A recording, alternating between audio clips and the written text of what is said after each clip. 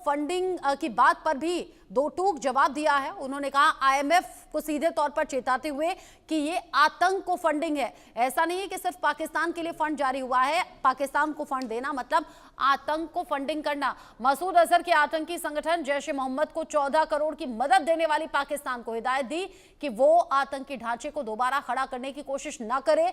रक्षा मंत्री ने अंतर्राष्ट्रीय मुद्रा कोष यानी कि आईएमएफ को भी दो टूक कहा कि उसने ये जो $2 मिलियन की मदद पाकिस्तान को दी है वो एक तरह से आतंक के लिए इनडायरेक्ट मदद है। भारत ये कतई नहीं चाहेगा कि उसका दिया हुआ पैसा सीधे या इनडायरेक्टली या डायरेक्टली जैसे भी कह लीजिए वो आतंकियों के हाथों तक पहुंचे, क्योंकि आईएमएफ ने भारत के विरोध के बावजूद पाकिस्तान को फंडिंग की है। और इस बात को रक्षा मंत्री राजनाथ सिंह ने न सिर्फ उठाया बल्कि कड़ा संदेश भी दिया।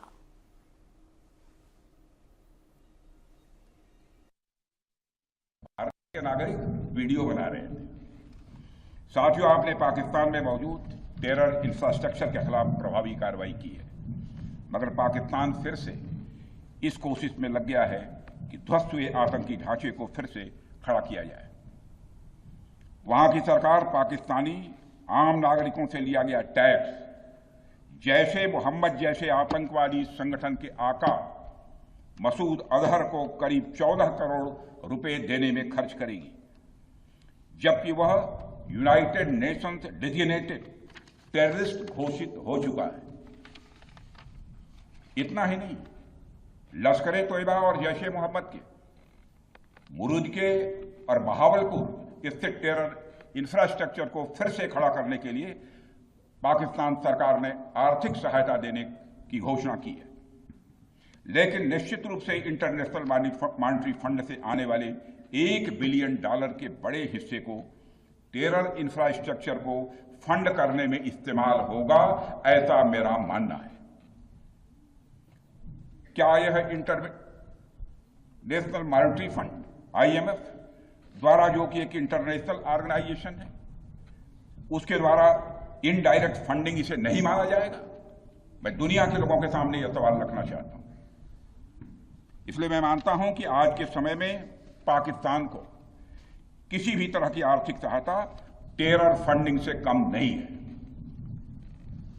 भारत यही चाहेगा कि आईएमएफ पाकिस्तान को अपनी $1 बिलियन की असिस्टेंस पर वह पुनर्विचार करे और आगे भी किसी भी तरह की सहायता देने से आईएमएफ परहेज करे।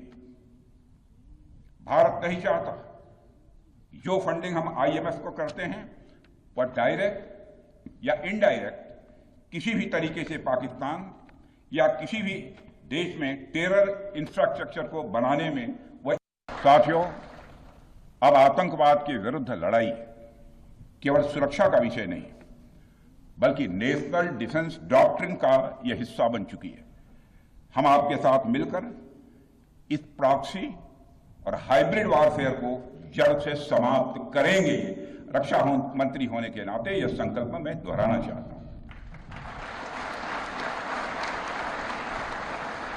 अब हमारा भारत पहले का भारत नहीं है। प्रधानमंत्री के नेतृत्व का यह नया भारत का जन्म हो चुका है। मेरे बहनों भाइयों, हम हमारे आराध्य श्री राम के उस मार्ग का अनुसरण करते हुए आगे बढ़ रहे हैं जिसमें वह आसुरी शक्तियों के विनाश का प्रण लेते हैं।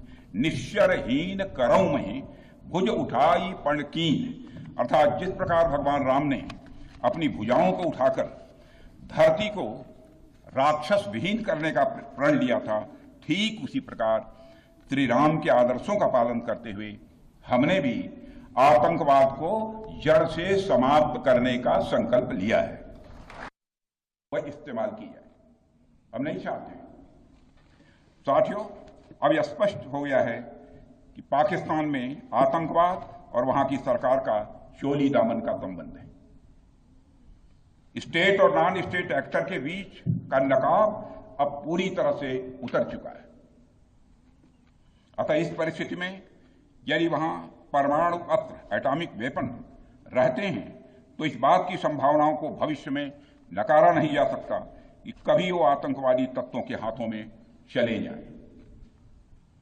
ये सिर्फ भारत के लिए नहीं बल्कि पूरी दुनिया के लिए और पाकिस्तान की आम जनता के लिए भी एक गंभीर खतरे की बात होगी।